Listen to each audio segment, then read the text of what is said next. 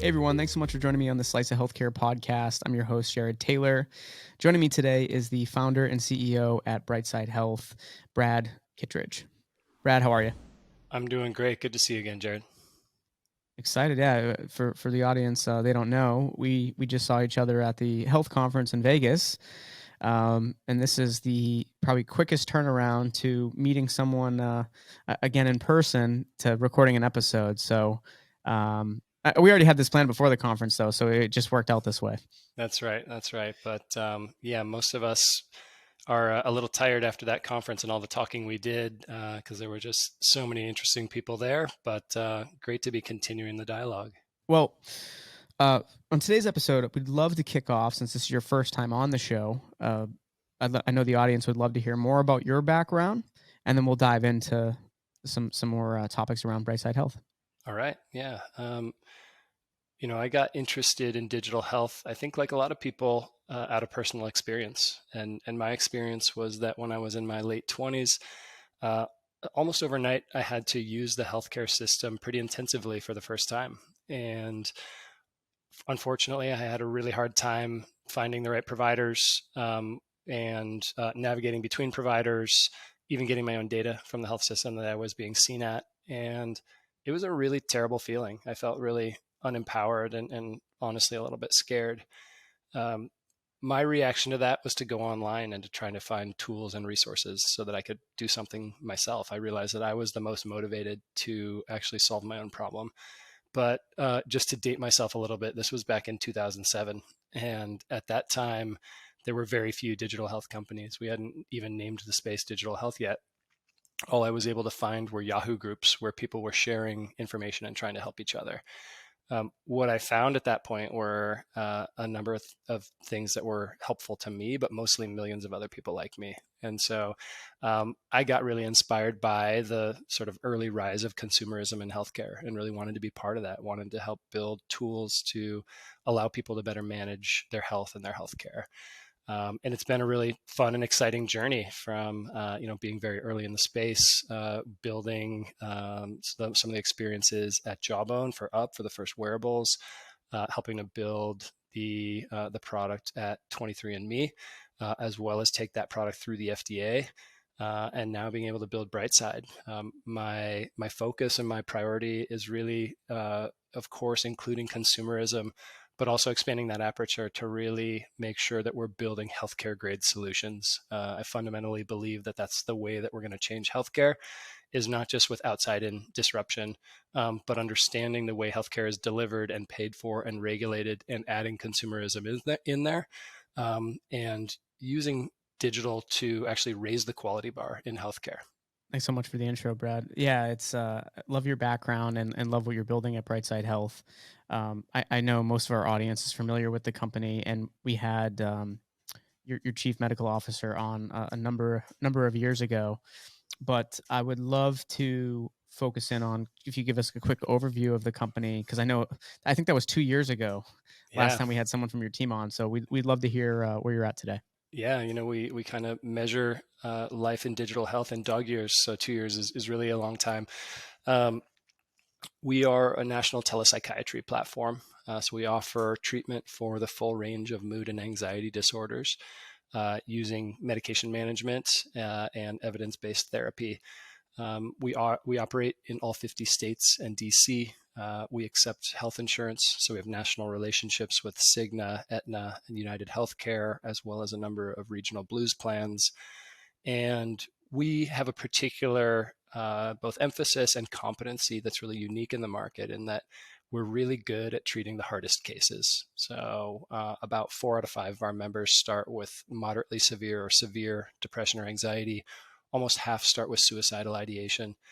Um, and we, of course, offer great access. We think access is really just table stakes in healthcare. So we offer appointments within 48 hours for everybody. And anyone who's looked for mental health care knows that that's pretty astounding when usually care availability is measured in months in traditional care environments. And we've taken a lot of pride in our outcomes. Our focus, our competency and mission as a team is measurably better outcomes at scale. we think that that discipline to not only measure outcomes, but actually drive better outcomes has been missing in mental health care for so long. And we've now published, I think, 6 papers showing our outcomes in peer review, and really proud about what we're able to deliver there and the impact we are making on people's lives every day.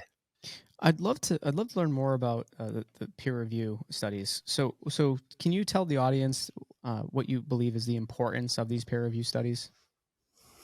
Yeah, of course. When we go engage with traditional stakeholders in healthcare, meaning payers or health systems, or other vendors, there's been a quality and safety system and set of checks and balances that have been built up in the clinical environment and in the broader healthcare community over many decades, and sort of digesting and building in lots and lots of learnings. And of course, it's easy to sometimes criticize those checks and balances based on inefficiencies and bureaucracy. So by no means are they perfect, but in many cases they are quite effective. And for many decades now, the quality standard when it comes to being able to make claims in healthcare is peer-reviewed published data. That's very different than the norm in the technology industry, where people put out white papers and where the norm in raising money is always exaggeration.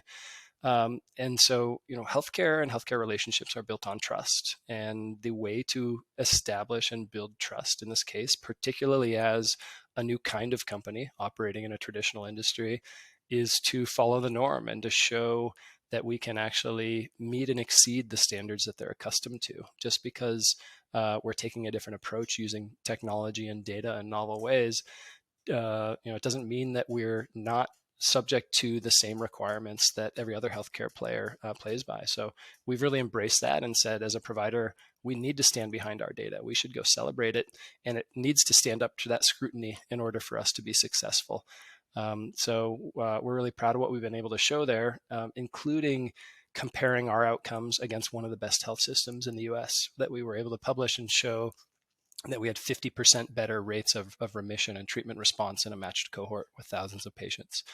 So one of the real advantages that digital health companies have, if you want to approach peer-reviewed publishing, is we tend to have bigger sample sizes because you've already got customers that you can engage more easily and scale, and you've got more data and more granular data, more different types of data, which opens the door for really interesting and compelling studies to publish on. So there's a ton of opportunity if you can make the investment, and then there's a ton of payoff to that over time. And you recently had a peer study. Can you tell the audience what that peer study covered and what were the outcomes? Yeah, so we've had a number of them. Our most recent one was about suicidal ideation. So, I just talked briefly about the broad outcomes we have, but we also zoomed in on, how do we do among those who are most severe? And I think suicidal ideation is a pretty good proxy for that. So we were able to show that in 12 weeks of treatment, we were able to eliminate suicidal ideation among those who presented for care with it in 77% of people. One criticism that some people have, or just one drawback around using sort of observational or retrospective data in a digital health environment, is that there's often not a control group. One of the things that we realized that we had at Brightside is actually a built-in control group, because since our beginning, we've had a part of our product that we give away for free that includes symptom tracking over time. So we actually do have a substantial cohort of people who track their symptoms but actually haven't received care. And so in that study, we were able to compare reductions in suicidal ideation compared to this digital placebo, and to control for that, and actually show 4.3 times higher rates of elimination of SI compared to that control group. So, phenomenal results that we're really proud of.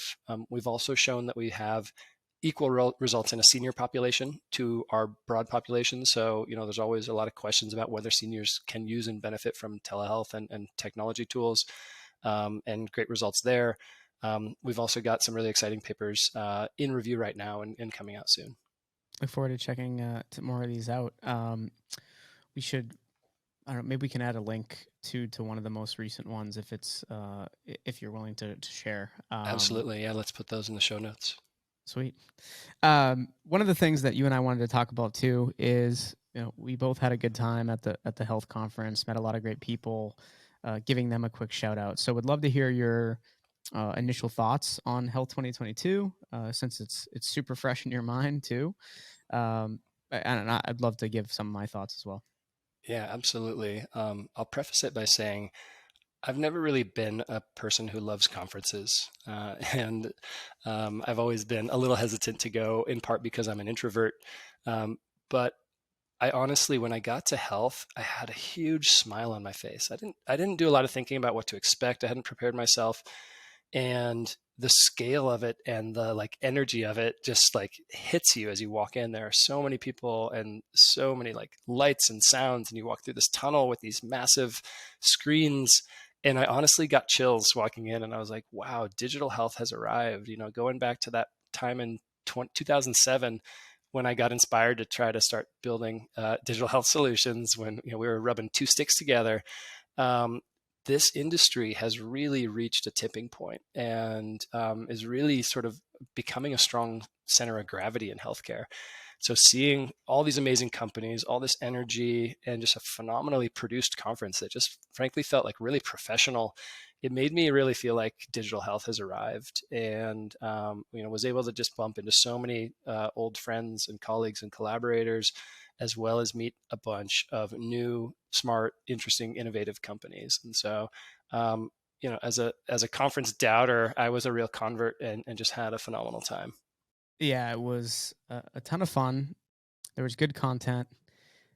It's so cool to meet the people that you've been connecting with virtually over the years, and you've been able to see some you see at past conferences and in person, but the amount of people I was able to connect with that I only ever communicated with virtually, it was really fun.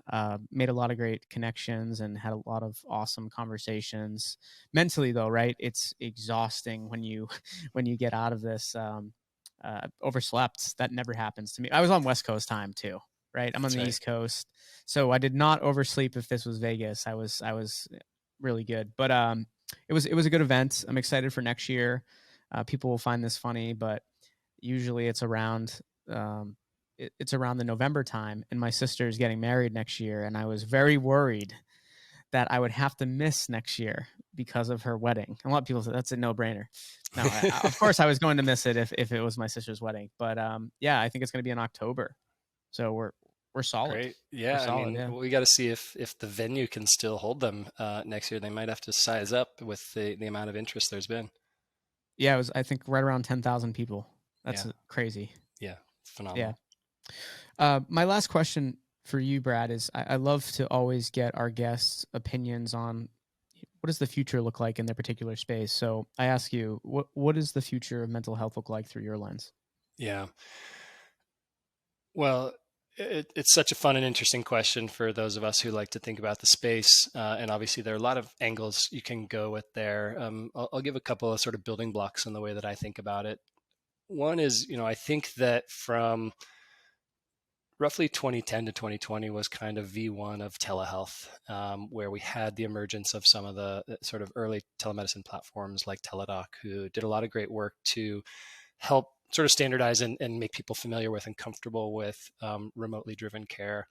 I think since then, and since sort of a flurry of investment, we've started to see the seeds planted for sort of telehealth 2.0, which to me is moving well beyond just thinking of telehealth as web visits and really conceiving of it as technology enabled care that combines a lot of things around remote monitoring and data driven decision making and different ways of supporting care in a remote way. Um, and so I think that's one of the sort of the key trends is really seeing that manifest and continue to take off. You've seen sort of smaller and smaller verticals that people are focused on and a lot of niches of really getting care right for different conditions and different populations. I think all of that has happened in the context of payers really leaning into virtual care and virtual behavioral care in particular. And so we've seen payers making major investments there. And I think that's going to continue where they want to get closer to the provision of care using virtual assets and tools and ways to influence the decisions people are making for where and how to get care and the outcomes that care can deliver. I think what's next on the payer front is certainly trying to push more and more rigor, which includes trying to unlock value based care. As much as we talk about it, it's been pretty limited still and challenging in a number of ways, in large part just because of the operational and technical complexity of managing value-based contracts and performance measurement. So I think we're going to see more and more payers piloting and rolling out meaningful programs over the next few years there. The other part is really around providers. And I see providers and health systems really starting the early part of their adoption curve here.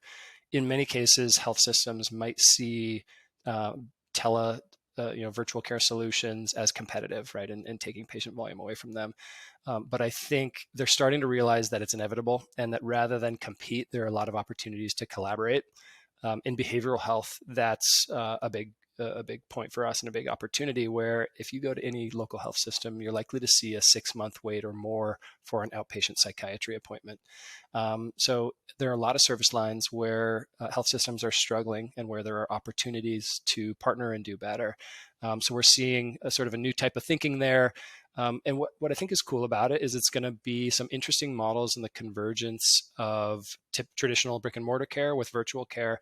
And I think it really signals sort of further maturity of the industry and opportunity to remake, the next healthcare system and the next healthcare industry by fully integrating the tools that are developing and using the best of brick and mortar with the best of virtual in a seamless way.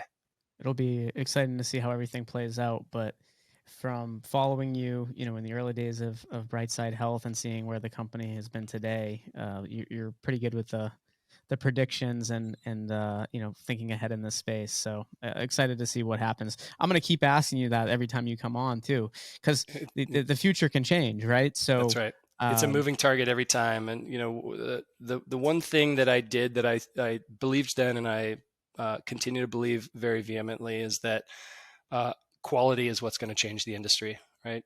People get excited about access, they get excited about sort of flashy things, but in the end, what matters is quality. And if you can build a service that can reliably deliver better quality, which can mean a lot of things in a lot of different applications, but reliability and less variability, less mistakes, better decision making at the right time, there are going to be pathways to success. That is what the healthcare system needs and what it values. And so that's the North Star that we can count on all the time. And last thing for you, Brad, is what's next? What's happening next with Brightside Health that you're willing to share? Yeah, well, I'm really excited to announce that we just recently launched our crisis care program. It's available today in, I think, 27 states, and we're trying to get to 50 states by the end of the year. Crisis care is really going deeper with our commitment to offer timely and effective care to the hardest cases, to the people who need it the most. What we found, both ourselves and with people that we know and trust in the market, was that when people escalate to the point where they have active suicide risk. So, in the PHQ-9, the ninth question is, are you having, suicidal thoughts? When people say yes, we ask them a sort of a branching question that is that a vague thought or feeling, or are you making specific and tangible plans to this end? And if people answer the latter, it's, they're in sort of a different category of active suicide risk, if they're thinking specifically how they might follow through with it. In the past, we would have referred that case for in-person care, where you can offer sort of timely and high-touch care. But what we found is that it's hard enough to get a routine outpatient mental health appointment, let alone something that's really time sensitive, and that only a subset of providers are comfortable handling those types of cases. So the people who need care the most weren't getting it, and then their only option becomes going to the ER. And the ER provides a really vital safety function, but it's not a good place to get mental health treatment. They're basically just going to see, do they need to hold you for a period of time, or will they discharge you? And so that was a really painful gap in care that has a major impact on so many lives. And so we took a fresh look at it and said, okay, how, with our system, with our quality bar, with the tools we've built, how can we make sure that we can deliver evidence-based, timely, and effective and safe care to people that are in that situation? We built our program on a protocol called the CAMS protocol with 30 years of research behind it, and are really proud to be rolling that out and being able to reach people who, in prior days had a really hard time accessing care. So, really signaling what we stand for, what we care about is Brightside. I can tell you we're also going to be starting to treat youth in 2023, going down to age 13. We're currently 18 and above, and we know there's just such a huge need in that environment. And other surprises that I'll tell you about next time. Love it, Brad. This is super exciting. I can't wait to stay in touch with you. We're going to have you on some other shows too. It was awesome to reconnect in person, and I wish you and Brightside Health all the best of luck. I really appreciate that. Thanks so much, Jared.